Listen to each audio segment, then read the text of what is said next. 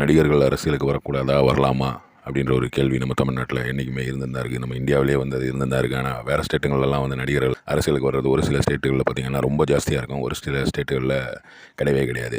உதயநிதி ஸ்டாலின் வந்து நடிச்சினே தான் அரசியலுக்கு வந்தார். அவர் வந்து அரசியல் குடும்பத்திலே இருக்கிறதுனால அதை வந்து நெப்போட்டிசம் அப்படின்ற மாதிரி சொல்லுவாங்க. அது எவ்வளோ தூரத்துக்கு உண்மைன்னு எனக்கு தெரியல. ஆனால் அவர் வந்து நல்லா தான் அவருடைய வேலைகளை செய்துன்னு இருக்காரு அப்படின்னு தான் நினைக்கிறேன். அவர் வந்து விளையாட்டுத்துறை அமைச்சராக இருக்கார். ஏதோ அவரால் முடிஞ்ச விஷயங்கள் அவர் நல்ல விதமாக தான் செய்துன்னு இருக்கார். அவங்க பார்ட்டி வேறு, அரசியல் வேறு, நடிப்பு வேறு அப்படின்ற மாதிரி தான் அவர் வந்து போயின்னு இருக்கார். இப்போ ரீசெண்டாக வந்து விஜய் வந்து மக்கள் இயக்கம், விஜய் மக்கள் இயக்கத்தை அப்படியே மாற்றி தமிழக வெற்றி கழகம் அப்படின்ட்டு ஒரு பார்ட்டி ஆரம்பிச்சிருக்காரு. அதே மாதிரி இப்போ வந்து விஷால் வந்து உடனே நானும் வரப்போகிறேன் அரசியலுக்குன்ற மாதிரி ஒரு குழு கொடுத்துருக்காரு. அவர் வந்து ஒரு அறிக்கையெல்லாம் வெளியிட்டிருக்காரு அவருடைய எக்ஸ் வலைத்தளத்தில்.